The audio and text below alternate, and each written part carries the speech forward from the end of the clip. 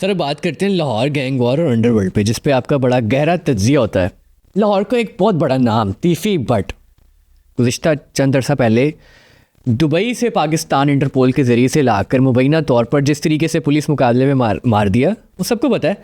उसके बाद सेम वही स्क्रिप्ट दोहराया गया। तो फैसला लेने वालों ने ये फैसला ले लिया था कि इसी स्क्रिप्ट के ज़रिए से तीफ़ी भट्ट को भी रास्ते से हटाना है। इस पर आप क्या कहेंगे, क्यों हुआ ये? सबसे पहले आपको आज एक मैं कॉन्सेप्ट क्लियर कर दूं कि जो एक लफ्ज़ आप यूज़ करते हैं ना, गैंग वार, लाहौर में कोई गैंग वार, लाहौर में गैंग वार हो भी नहीं सकती, अल्लाह न करे। लेकिन सर यहाँ पे मैं आपसे एक मैं बात आपको उसकी वजाहत दे देता हूँ। कराची और लाहौर के हालात में बहुत फ़र्क है। गैंग वार होती थी कराची में, ठीक है, खैर वहाँ भी काफ़ी हद तक काबू पा लिया गया। वहाँ जैसे हालात अल्लाह ना करेगा भी यहाँ पे। ये गैंग वार नहीं है, ये दो ख़ानदानों की दुश्मनी थी। बिल्कुल ऐसी है। और लाहौर में सिर्फ इन दो ख़ानदानों की दुश्मनियाँ नहीं है, बेशुमार दुश्मनी है। और उन दुश्मनियों में सैकड़ों अफराद आज तक, अगर आप ओवरऑल सबका जायजा, बिल्कुल जान से हाथों बैठे हैं।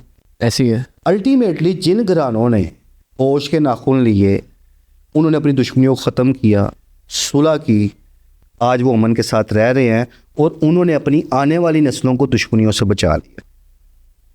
अब बात यहाँ पे अगर आप इन दो घरानों की देखें तो ये ज़रा हाईलाइट मामला हो गया। ऐसे है। खुसूसन अमीर बलाश टीपू के कत्ल के बाद एक ऐसी हाइप क्रिएट हो गई कि इस केस ने इंटरनेशनल लेवल पर शोहरत हासिल। बिल्कुल। उसकी वजह क्या है? दुश्मनी तो इनकी 93-94 से चल रही है। ऐसी है। बट उस दौर में सिर्फ प्रिंट मीडिया था। 2010 में टीपू ट्रकावाला कत्ल होते हैं लाहौर एयरपोर्ट पर, उस वक्त इलेक्ट्रॉनिक मीडिया आ गया था। बट इलेक्ट्रॉनिक मीडिया पे भी आपको पता है एक मखसूस खबर को बस दिखाया जाता है, बार बार वो चीज़ रिपीट नहीं होती। एक दिन चलेगी, अगले दिन तब जाएगी। बिल्कुल। सोशल मीडिया तो आपको पता है किसी चीज़ का फिर खता ही नहीं ना छोड़ता, फिर नई से नई डेवलपमेंट साथ साथ चलती रहती। 2024 में अमीर बलाश टीपू कत्ल होते हैं तो सोशल मीडिया तो पूरी तरक्की हासिल कर गया हुआ था।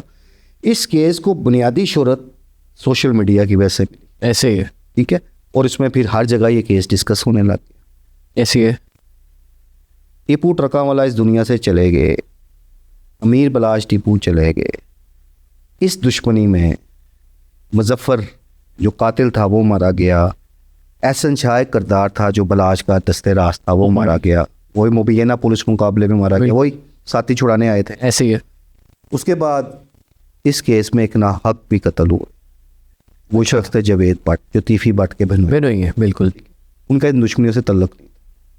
अगर ताल्लुक होता तो बंदा ऐसे अकेला गाड़ी में ना फिर होता। तीफ़ी भट्ट ग्रुप के पास वसाइल की कमी नहीं थी। तीफ़ी भट्ट ग्रुप के पास गनमैनों की एक फ़ौज थी पूरी। तो अगर जावेद भट्ट कोई ऐसे खदशात होते तो गनमैन उनके साथ होते। अकेला कोई शख्स फिर रहा है, वो मारे गए और ख़ुद तीफ़ी भट्ट भी अब चले गए। बिल्कुल। अच्छा, अब हम ये देखते हैं कि तीफ़ी भट्ट मारा गया, गाना मारा गया, ये मारा गया, लेकिन अब हम इसके फ्यूचर पे कोई सोच नहीं रख रहा। इसके फ्यूचर को कोई नहीं देख रहा। अब थोड़ा सा तारीख दोहरा रही है अपने आप को। अमीर बलाश के कत्ल से पहले टीपू ट्रकावाला कत्ल हुए।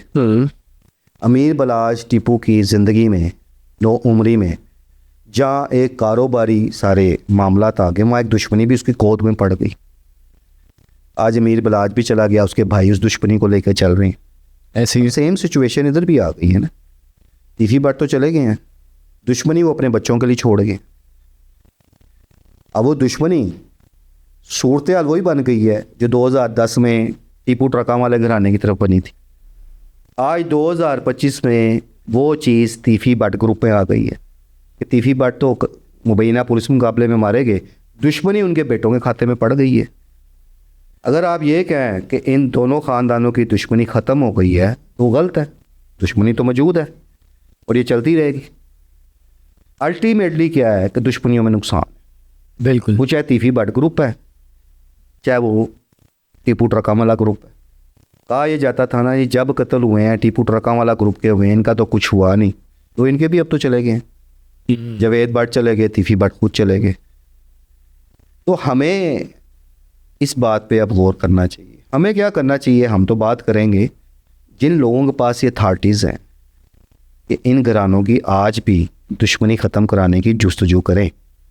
वरना ये नुकसानात कम नहीं होंगे। फिर कोई ना कोई नुकसान हो जाएगा, आज नहीं होगा कल हो जाएगा, कल नहीं होगा कुछ अरसे बाद हो जाएगा।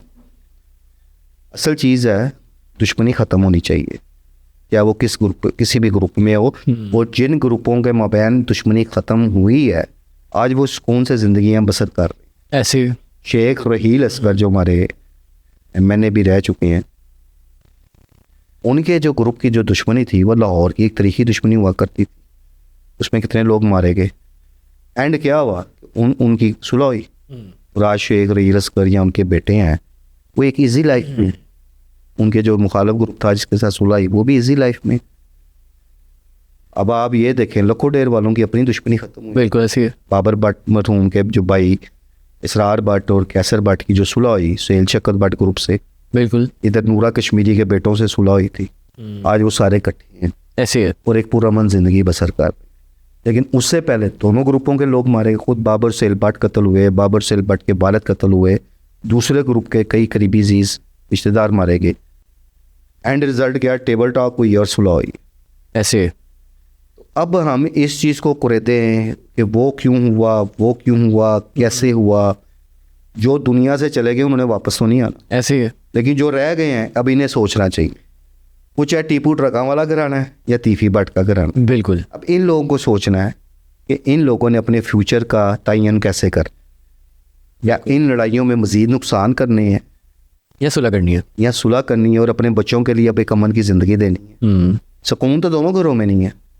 एक चीज़ मैं बार बार कहता हूँ दोनों घरानों के पास पैसे की कमी नहीं है, बिल्कुल दोनों घरानों के पास आसाइशात की कमी नहीं है, सहूलियात की कमी नहीं। काम बंदा जो ख्वाहिश रखता है उससे कई ज़्यादा उन लोगों के पास है, दोनों घराने। बिल्कुल लेकिन कैसी बात है, अपने घरों में नहीं रहते, वो अपने हाथों से बनाए जो महल है ना उन महलों में नहीं रह सकते। देख लेना उधर टीपू ट्रकां वाला के जो डेरा वीरान है, बच्चे यहाँ पे नहीं है। तीफी भट्ट खुद 1.5 साल मफरूर रहे हैं, अपने घर में तो नहीं रह रहे थे। तो उस दौलत का, उन आसाइशात का क्या फ़ायदा, उन लग्जरी घरानों का फ़ायदा क्या। बिल्कुल वो जो एक पूरा गाड़ियों का एक काफिला होता है, वो गाड़ियाँ किस काम की रहती हैं जब इंसान रहा है। सही बात। वो फिर गराजों में खड़ी जंगलूद होती रहती हैं। बिल्कुल अब आपकी जो ख्वाहिशात हैं, जो आसाइशात हैं, आप उन्हें यूटिलाइज़ ही नहीं कर सकते। जो ये कहना ना कि बाहर के मुल्क बैठे हुए हैं, ये उन लोगों से पूछें जो बाहर के मुल्क बैठे हैं या मफरूरियाँ काट रहे हैं या परेशानियों में हैं। बाहर कोई लग्जरी लाइफ जितनी मर्जी उन्हें मिल जाए, एक अपने घर की याद इंसान को सताती है। सही बात है सर, बिल्कुल सही। जो सुकून इंसान को अपने घर में मिलता है ना, वो बाहर उन्हें आप सरे महल भी बना दें वहाँ उनको वो सुकून नहीं मिलेगा। इसलिए अगर आप इसका कैलकुलेशन करें तो दुश्मनियों में मास वाइल लॉस के कुछ नहीं रखा।